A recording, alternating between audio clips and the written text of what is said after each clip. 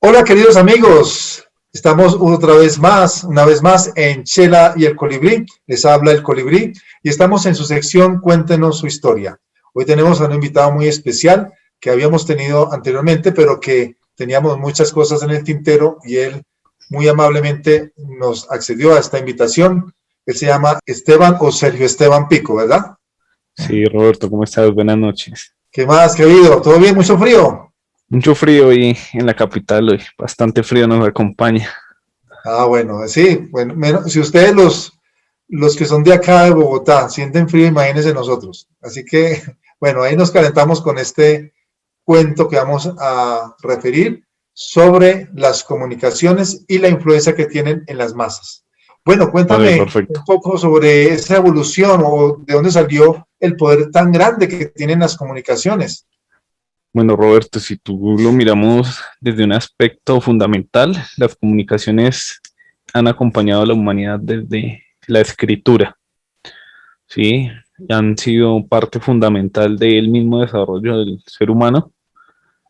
El escribir, el poder plasmar y mantener esa posteridad ha sido fundamental para el hombre, para sus conocimientos. Entonces, y muy bien reza el adagio que el que tiene la información tiene el poder. Si tú lo vemos en esos refranes, hay una sabiduría que a veces suena básica, pero si uno la analiza, tiene mucho de fondo. Entonces, pues ha sido fundamental en la humanidad. Vamos mirando la evolución de la información, la miramos en un punto donde en la historia se ha reservado para unos pocos. Y tú miras los grandes sabios, grandes escribas, incluso en algunos libros sagrados se mencionan que no todos eran dignos de cierta información. Lo encontramos en los textos sagrados de la India, en los textos judeocristianos. Muy pocos eran reservados a la información. De alguna manera, los elegidos tenían información privilegiada. Entonces podemos ir concadenando un antecedente donde la información es fundamental y se asocia también al poder. De alguna manera, por eso desde el siglo XIX se plantea en política que la información es el cuarto poder de los estados.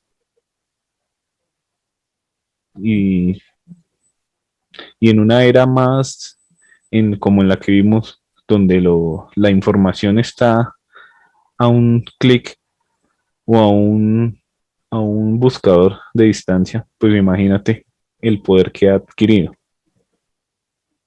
Definitivamente la información ha tenido una evolución, porque al comienzo, como tú nos cuentas, había la escritura, que la escritura era para recordar los datos, y uno ve los jeroglíficos de Egipto, los jeroglíficos de Mesopotamia y de muchas culturas, donde guardaban esa información de sus rituales, de sus creencias, de todas esas cosas importantes que eran fundamentales para esa cultura. Y vemos que eso fue evolucionando, porque la tecnología de esta comunicación como que va también evolucionando a medida que va evolucionando el ser humano. ¿Te parece? Claro que sí, es indudable que la información y la comunicación del hombre ha cambiado. En los últimos 2 siglos se han dado un salto cuántico.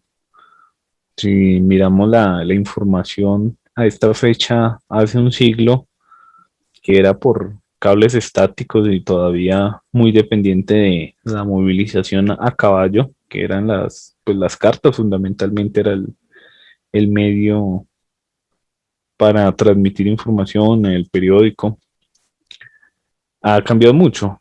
Si miramos un poco más atrás en la historia medieval, cuando Gutenberg pues lanza su gran invento, que fue un invento maravilloso para la humanidad, que es la imprenta, es donde realmente se empieza a generar primero un interés y un gusto por la información. ¿Sí? Gracias a Gutenberg, ya los libros iban a dejar de ser algo reservado para los monasterios, para los monjes y para los abad. ¿Sí? de alguna manera eso también va encauzado a que la Biblia sea uno de los libros más vendidos porque de alguna manera Gutenberg tuvo que adaptarse a esa realidad medieval dominada por una religión, pues hablando en el caso occidental. Y de alguna manera él para poder explotar su invento, pues le tocó primero imprimir la Biblia. Pero esto permitió un efecto dominó en el que ya no solo la Biblia, sino periódicos, libros se podían transmitir y ya no eran reservados para unos pocos. Entonces, esto nos aporta también que se bajen los índices de ignorancia de alguna manera en esa Edad Media. Asimismo van evolucionando los nuevos medios y ya hasta el punto de llegar, pues que tenemos muchos medios en un pequeño aparato de estos. Los tenemos ya en la palma de nuestra mano.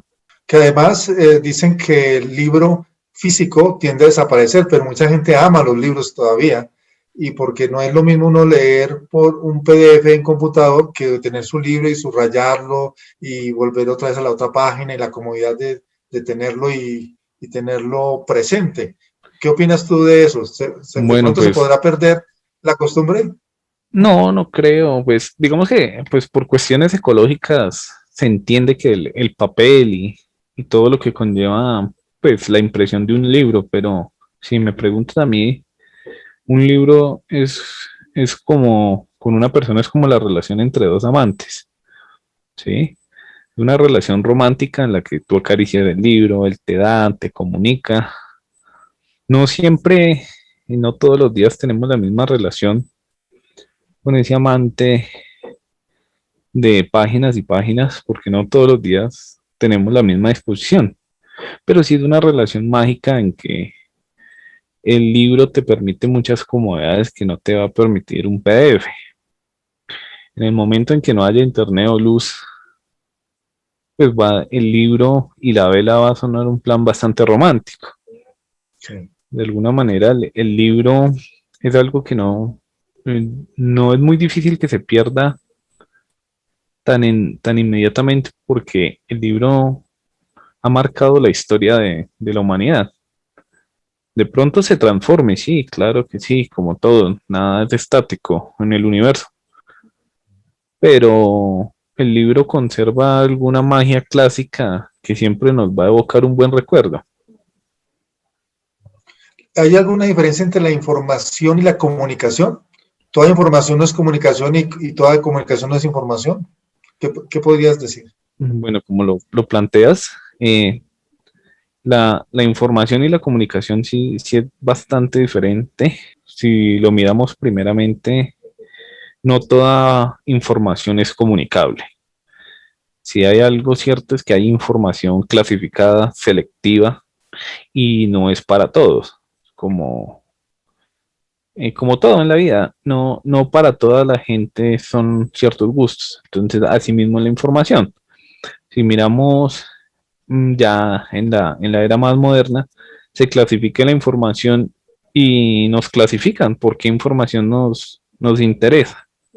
Miran muchos de los algoritmos de estos grandes buscadores digitales, así nos clasifican según nuestra información. Entonces, si tú generalmente buscas un libro de cierta clase, pues te va a recomendar de esta clase, digamos, libros de historia, no te va a recomendar revistas de farándula. Entonces, ¿Eh? ciertamente la información es muy diversa, porque la comunicación se puede hacer siempre, pero hay información que no es para todos. O sea que la democratización de la información realmente no existe. La democratización de la información, vamos a otro punto que se asocia mucho a toda esta nueva ola del cambio político. Si lo miramos, los medios digitales han permitido tener mayor acceso a la información, pero asimismo también ha causado una serie de puntos grises en los que no sabemos qué es verdad. Estamos expuestos a una sobreoferta de información que la demanda también se pierde un poco en este punto. ¿Sí? Podemos con ejemplos básicos. Puedes tener 20 fotos de una sola escena y 2000 interpretaciones. Un caso particular puede ser una escena que aparentemente sea violenta y por una información, una comunicación desde 20 ángulos distintos puede cambiar. Pongamos un ejemplo, digamos, un poco traumático. Un ejemplo de abuso de autoridad. Tú tienes la suerte de que hay 20 personas grabando, suben esto a redes, bueno, se arma un efecto dominó, pero ¿qué pasaría si se sesga o se corta de alguna manera lo que pasó antes de la escena de que parece ese presunto abuso de autoridad?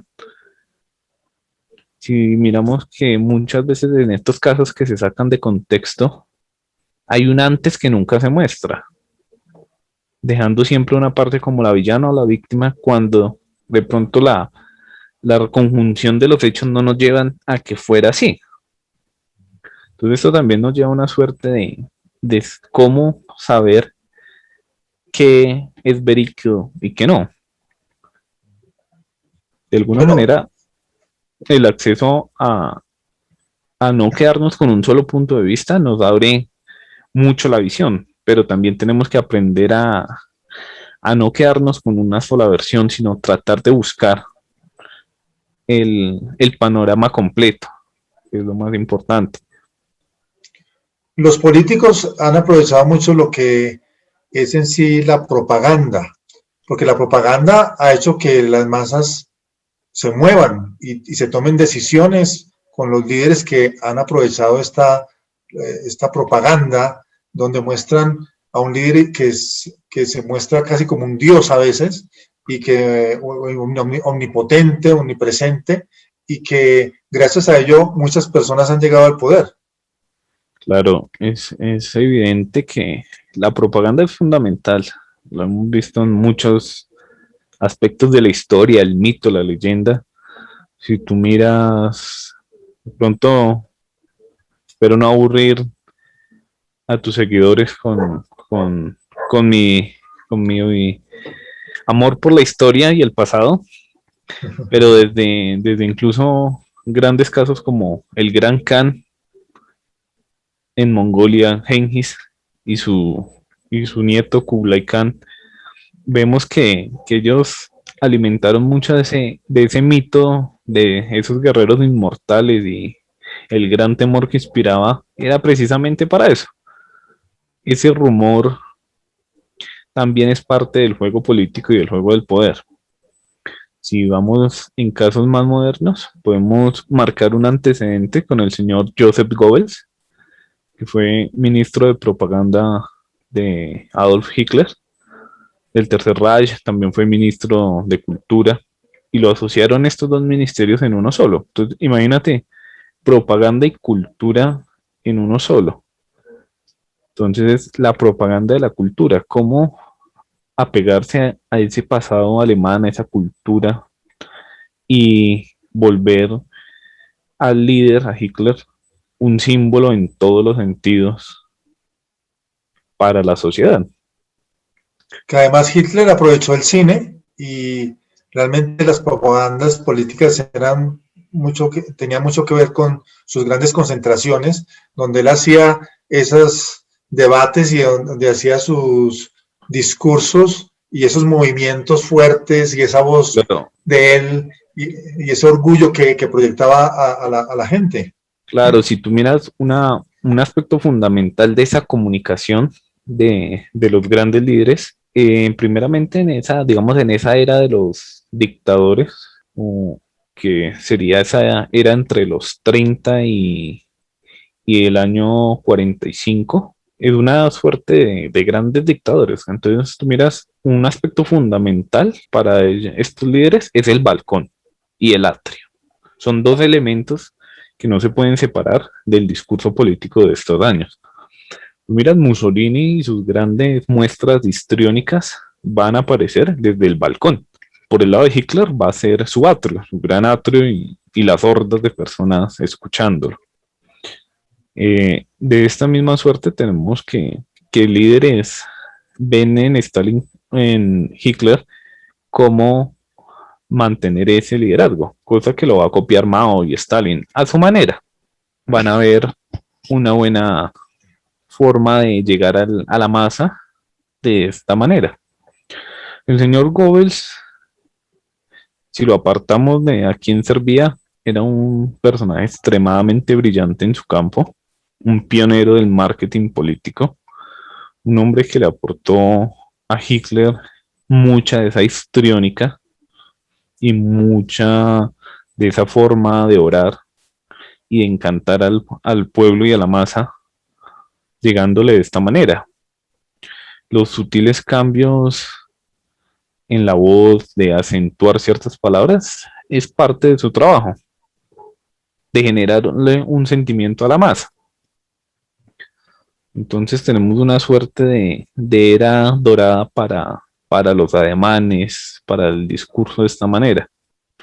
Que esto ha venido evolucionando y ha venido cambiando. Si tú miras los líderes de ahora, han cambiado un poco esa manera histriónica, ya no se ve tan común.